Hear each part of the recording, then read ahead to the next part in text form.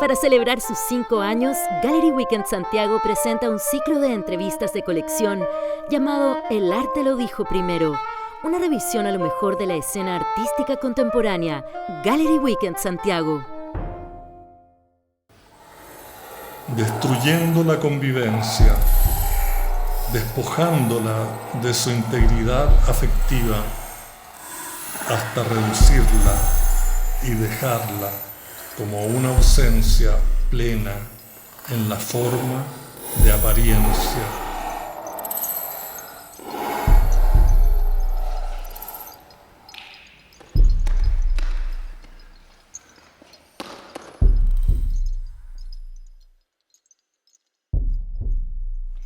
Desde Gallery Weekend Santiago les damos la bienvenida a este ciclo de conversaciones El arte lo dijo primero. Hoy día tenemos el gusto de estar con Vicente Ruiz. Vicente es probablemente una de las figuras más emblemáticas de la escena del underground en los años 80 en Chile, donde lideró esta fuerza de resistencia cultural emblemática en las artes y en las performances puntualmente también. Figura icónica en lo que son las artes interdisciplinarias, puesto que ha trabajado desde el teatro, la danza, la coreografía, el video, las artes visuales, la academia, es profesor también de danza y de teatro y al mismo tiempo ha sido también un estudioso de las ciencias sociales. Hoy día vamos a estar conversando con él sobre eso, sobre sus prácticas artísticas y sobre lo que él en su trayectoria pudo decir primero desde el arte.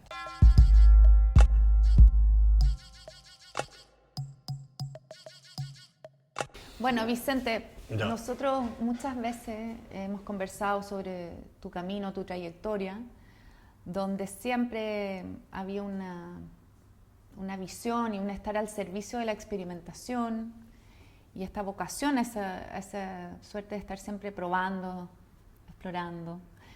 Pero creo que también es interesante entender de dónde nace esa pulsión de la exploración y quería preguntarte un poco, partir por tu biografía, tu contexto también. ¿Cómo conectas con este camino de las artes y de la creación?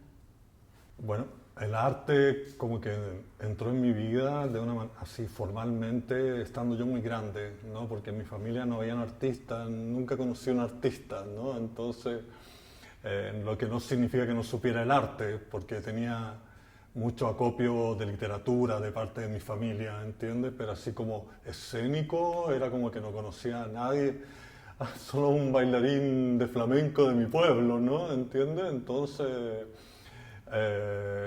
vino como una revelación extraña a partir de lo que estaba haciendo, que era estudiar en la universidad, administración, nada que ver, ¿no? Y entonces apareció esta contracción que era estudiar teatro.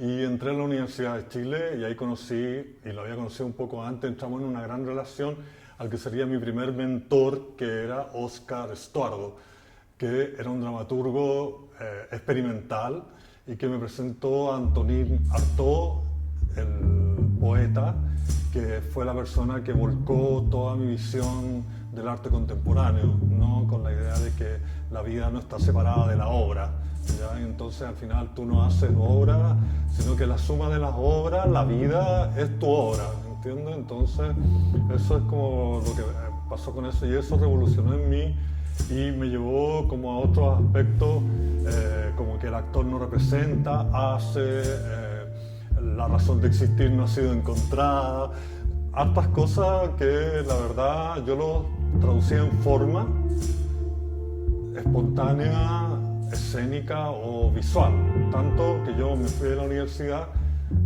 después del segundo año porque encontraba que yo no iba a salir a hacer nunca eso y apareció la palabra performance o acto en vivo, arte vivo, presencialidad, efímero, todas estas palabras que se juntaron y dieron inicio a mi trabajo, que formalmente es Hipólito en el Trolley, siendo muy joven y que fue como un cambio social, sociocultural simultáneo a mi vida y a la sociedad.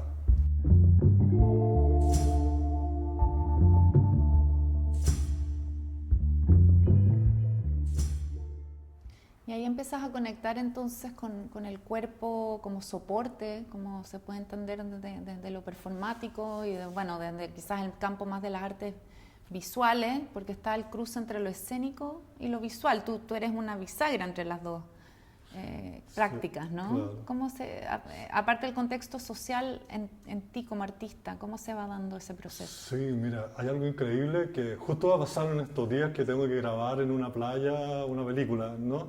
Bailar en una playa, entonces me acordé de cuando yo desde niño bailaba en la playa para todo el mundo, bailaba ahí solo delante de todo el mundo en la playa y todo el mundo me miraba y yo me tiraba al agua, saltaba, me daba vueltas. Y eso hasta joven, hasta bien grande ya, ¿no? Ya de la enseñanza media quizás, así ya.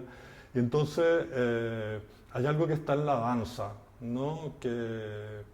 Y que tiene que ver conmigo, que en la danza no tienes más que tu cuerpo y tu técnica.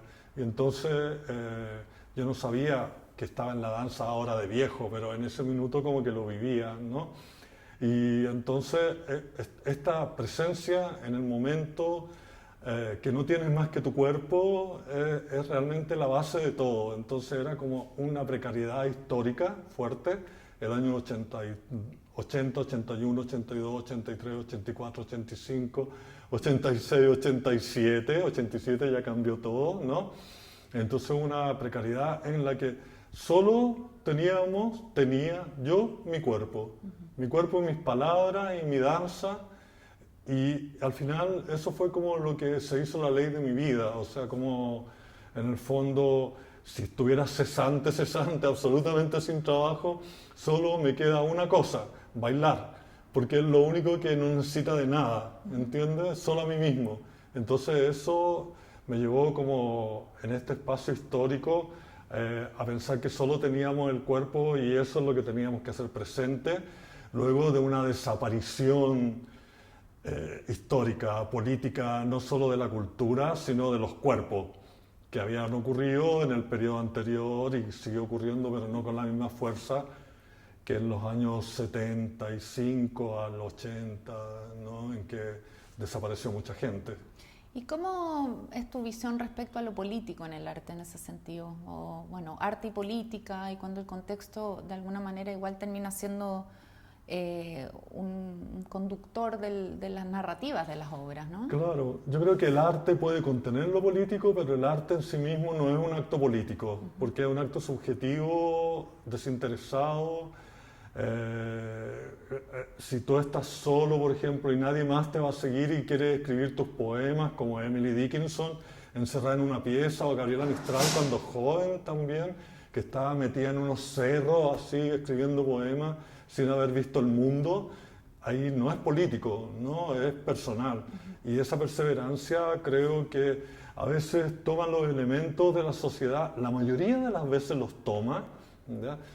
Las transformaciones, pero el arte no está obligado a la sociedad, es libre, ¿ya? O sea, no, aunque nadie haga esto, yo lo voy a hacer. Y eso fue mi actitud. ¿Y cómo describirías tus prácticas artísticas de esos tiempos, o en general? Quizás no es tanto por época. Sí, mira, son formales, ¿verdad? Son completamente formales, corporales, efímeras, poéticas, guardan un secreto, y el secreto es analítico, crítico.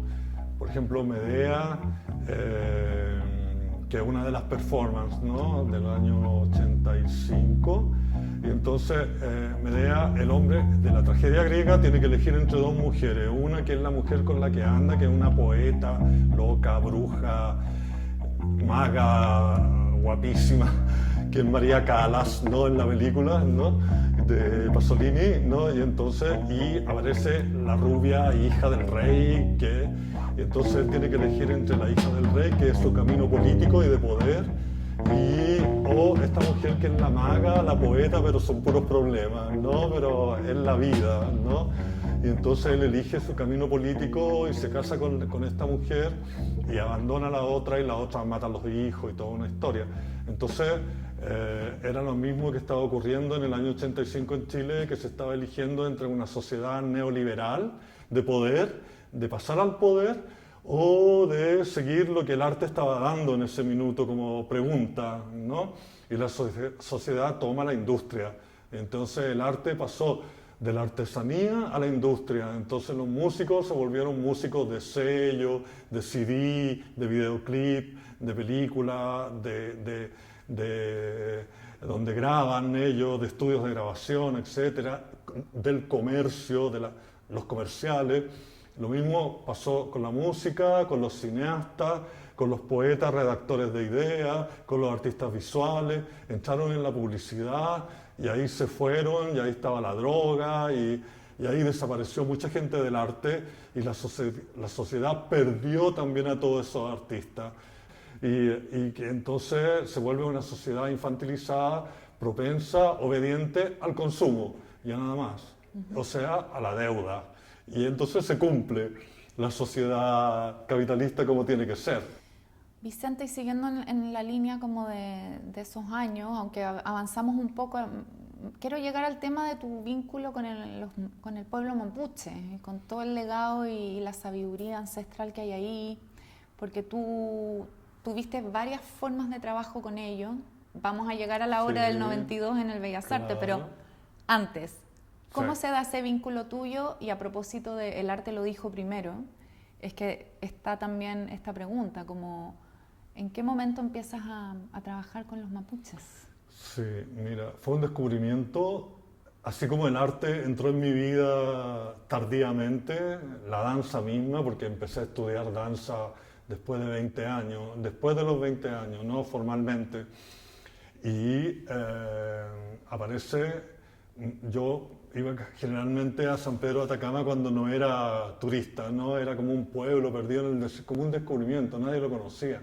Y yo era muy joven y me iba a pasar los inviernos allá al desierto, porque estaba vacío, no había nadie, y entonces era posible que alguien te arrendara su casita, una pieza, algo sin baño, no sé, cualquier cosa, y yo me pasaba ahí en el Pozo 3, que se llama, todo el invierno, que tomaba el sol, no sé, ¿no? Te ibas como unos retiros, de alguna Eran forma. unos retiros, pero hacía cosas. Por ejemplo, en un periodo tuve una beca alemana y entonces fotografié todas las momias de los museos. Me metí a las bodegas y las fotografié todas, las tomaba y les tomaba fotos, cosas así. O leí todo el asunto hidrológico del desierto en la biblioteca del museo. Y un día me quedé dormido ahí en el desierto, botado al lado de un pucara, que se llama, ¿no? Un pucará. Y había como un arbolito, un espino. Y entonces me quedé dormido ahí, cansado, porque caminaba mucho y corría también. En el desierto, salía a correr por el desierto. Y entonces desperté y tuve una imagen, dije, las lenguas indígenas se van a acabar. Si no las hablan, se van a acabar. Ahí redacté esta idea de dar institucionalidad a algo que se llamaba las lenguas nativas, programa de fomento o de aprendizaje de las lenguas nativas en el sector urbano, que estaba dirigida a todas aquellas personas que su familia estaba en el sur, pero habían tenido que dejar de hablar el mapuzungún, en este caso, acá en Santiago. Entonces encontré una señora, que era Clarita Antinado, que tenía un método que ella había inventado, que era un método mapuche, no español, porque en general se enseña el mapuzungún en el Ministerio de Educación a partir de la lengua española, o sea, se traduce del español al mapuzungún, ¿entiendes? Nada que ver, o sea, no hay sintaxis, ¿no? Sí. Y entonces está el vocabulario, pero no está la sintaxis. Entonces, y hay una hegemonía del canon ahí también, ¿no? Claro, además, ¿no? O sea, el tema colonial y el tema original, ¿no? ¿Ya? ¿Entiendes? Entonces... Tu programa buscaba ir al origen. Exacto. Y entonces encontré a las personas que lo enseñaban y empezaron a enseñarle, y duró 10 años en que a la gente aprendía muy rápidamente, no tenía el vocabulario, pero tenía la sintaxis y tenía la pronunciación. Y se ellos armaron talleres en sus propias poblaciones y empezaron a multiplicar esto, ¿no? Y los poetas empezó a salir la lengua en los recitales, y después armé unos concursos de poesía donde tenían que mandar un cassette, para que tenían que saber hablarla, no podía ser que la escribieran o en castellano, ¿no?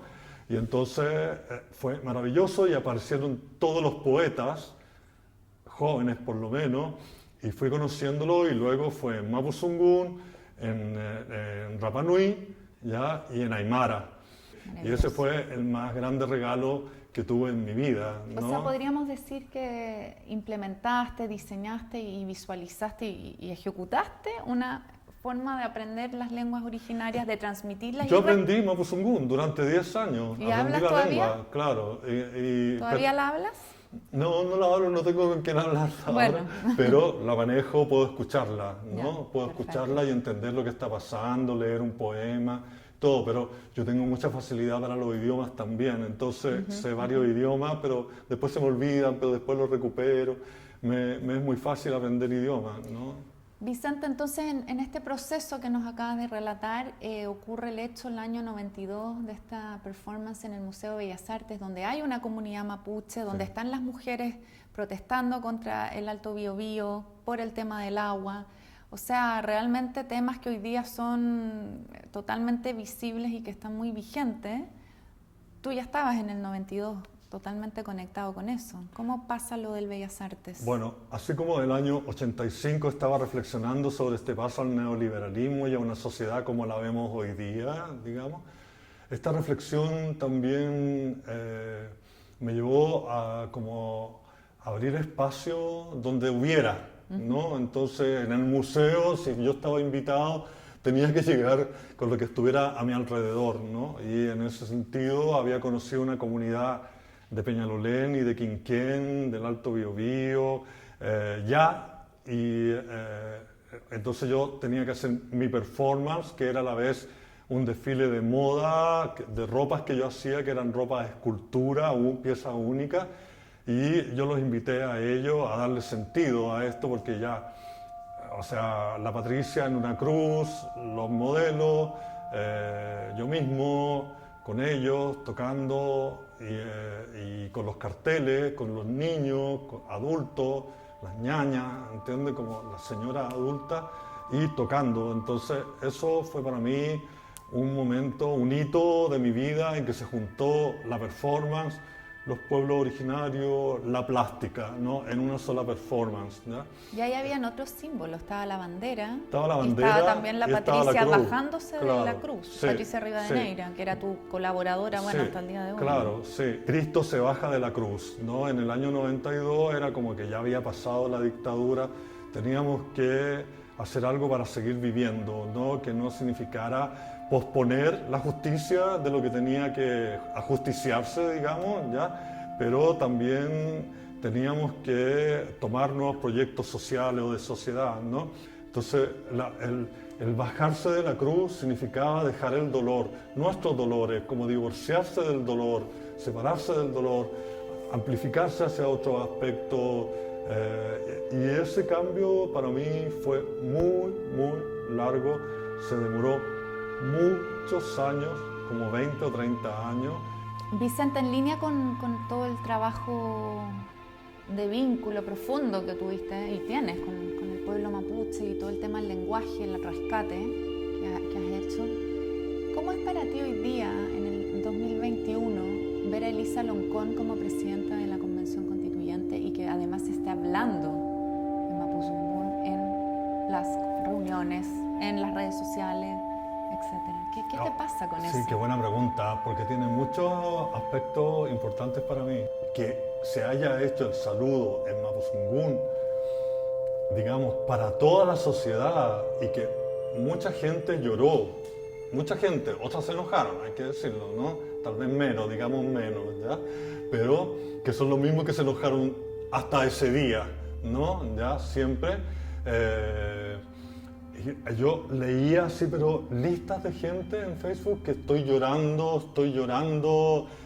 me voy a poner a llorar, hombres, mujeres, gente que yo conocía, y era muy impresionante. Y entonces yo decía, desde ese minuto que tuve esa imagen, yo de mi vida, no de la vida de la sociedad, obviamente que la sociedad se manda sola, yo no la dirijo, pero ver que se iba a extinguir una lengua y de repente aparece una política diciendo en la lengua, sabiéndola, porque ella también es reaprendida. Ella es lingüista, además. Sí, y además ella la reaprendió, Sí. pero ella es su lengua, así que no la reaprendió. La reflotó. La recreó, no Claro. sé, ¿ya? ¿Entiendes? Entonces, a mí eso me pareció realmente un paso en la sociedad innato, espontáneo, increíble, posible, que me llenó de alegría, ¿entiendes? ¿Y tú sientes que tú como artista, como lo dijiste primero, o fuiste visionario, como siguiendo la línea de este ciclo de conversaciones que se llama así? Sí, no, yo no me siento líder de nada, siempre he dicho eso, ¿ah? Ya. Ni cabecilla, ni cara, ni face, ni front page, nada, ¿no? Entonces, Ni visionario tampoco, no, entonces. para nada, te lo juro. ¿O vanguardista? No lo digo humildemente, porque en realidad tampoco le encuentro, digamos, nada. Entonces es una eclosión como eclatante, como un estallido de la sociedad, de la que uno es parte, pero uno lo amplifica porque uno tiene el rol social de estar ahí en la escena, visible para todo el mundo, ¿no? Le tocó en esta vida ser visible, aunque uno huya, escape. En mi caso, siempre me vuelve a empujar a estar ahí. Y ya creo que es irremediable que envejezca haciendo esto, ¿no? Y cuéntanos de esa misma profundidad a nivel onírico, que también te pasan cosas con los sueños, como Sí. soñar con danza. Sí, mira, justo anoche soñé con danza y era algo muy claro, lo vi, bailé, ¿no? Y como te decía, o sea, esta vuelta de mi vida que duró como 30 años, ¿no? Desde el momento en que empezó la crisis de ver que la sociedad cambió en los 90, digamos, en los 30 pesos, 30 años, 30 pesos, ¿no? ¿Entiendes? En ese minuto yo me fui para adentro y ya definitivamente dejé todo y desapareció de mi vida. Y yo desaparecí para el mundo también. Y entonces, de repente, estaba en un viaje por Egipto y entonces iba por el río Nilo en un viaje de 3 días en un barco. Y entonces soñé todas las noches con danza y tenía que ver con la velocidad del barco y el agua y salía a la terraza arriba y estaba el viento y veía que por esa agua habían pasado los héroes romanos, egipcios, los pueblos, los esclavos. Esas aguas habían, no sé, llevado toda la historia y yo iba pasando por ahí en ese minuto, ¿no? Y entonces soñaba con la danza y la danza, unos años, 2 años antes se había terminado en mi vida en Venecia, que había estado viviendo 1 año en Venecia y entonces yo había acabado con eso y de repente volvió después de 30 años, ¿entiendes? De esta desaparición, la desaparición del tiempo en el fondo, que es como siendo, va desapareciendo. Siendo y desapareciendo son lo mismo. Cuando las personas te conocen y escuchan todo este relato y más encima saben que sigues creando trabajos Claro, aún y seguirás, ¿qué preguntas te estás haciendo hoy? Sí. Como por dónde crees que va a ir tu práctica y estos procesos creativos. Sí, es muy social, ¿no? Es como, pero no soy responsable, ¿no?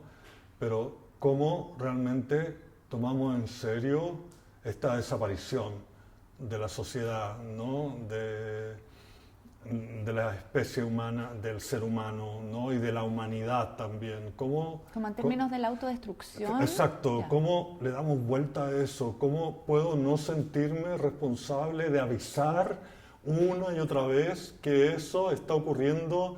Como sabemos que ya el desierto va a llegar hasta O'Higgins, no sé, hasta el Biobío, ¿no? Y entonces eso, como al lado, por ejemplo, estaba analizando un hecho esto de la AFP, que todos queremos que nos devuelvan la plata, ¿me entiendes? ¿Por qué es? Porque no hay futuro, ves que no hay futuro y estás concentrado en el hoy día, sabes que tienes que tenerlo hoy día, que da lo mismo, porque es posible que no llegues a ser ese viejo que va a necesitar la jubilación, ¿entiendes? O sea, es porque se acabó el plazo.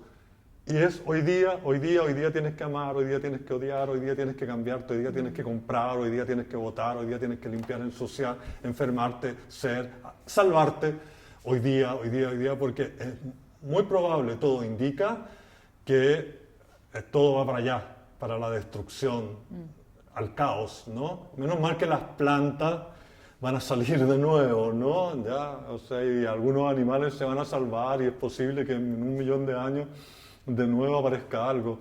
Pero creo que, ¿cómo les digo a los demás, ¿no? Pero me devuelvo a mí mismo y digo otra vez lo mismo, o sea, es creando para ahora, ¿no? Creando para ahora, creando para ahora. O sea, es un mensaje de la conexión con el presente. Sin trascendencia, Claro. sin trascendencia. No hay trascendencia, no hay fama futura, no hay honores futuros, no hay Oscar a la carrera ausente, ¿no? Ni premio nacional, nada, ¿no? En ausencia. No hay trascendencia. El tiempo es ahora. Solo presente, solo contingencia. Y eso es una nueva vida, porque antes se creía que sí, ¿entiendes? Eso es nuevo. Hay que aprender a vivirlo. Bueno, Vicente, yo te agradezco esta conversación con todas sus profundidades y esperamos que realmente sigas en estos caminos de poder seguir plantando estas semillas de conciencia también en las personas que ven tu trabajo. Así que muchas gracias. No, gracias por la invitación, lo encuentro maravilloso, un honor, habiendo tantos artistas, a quien preguntarle la opinión, que me pregunten a mí, ¿no? ¿Entiendes? Que, bueno, ya sabemos quién soy, no sé, Un artista maravilloso y que sí dijo ¿Ya? muchas cosas antes del arte. Sí. Así que gracias, que te Gracias vaya por súper bien. Un vector posible que pueda direccionar los pasos de la aparición de la pandemia como performance del estado de excepción en las sociedades libres y su consecuente desaparición de los derechos es proponer una tesis en torno a la desaparición del tiempo como confirmación de un estado manifiesto de su desaparición. Existir lo mismo que ir dejando de existir. Cuando el tiempo toma forma como cuerpo mismo de su desaparición, abre una posibilidad a su aparición. Cuando la exclusión hace visible la desaparición, la aparición toma forma de negación. Su completa aniquilación es la forma de su aparición. El aislamiento en estado de excepción es la aparición de una desaparición de lo que está siendo. El cambio de conducta en la adaptación de la moral del consumo da lugar al retiro reiterado a través de una conducta condicionada que aleja los pasos de lo presencial y los encamina hacia la virtualidad de la cultura. La desconexión del encuentro social en su interior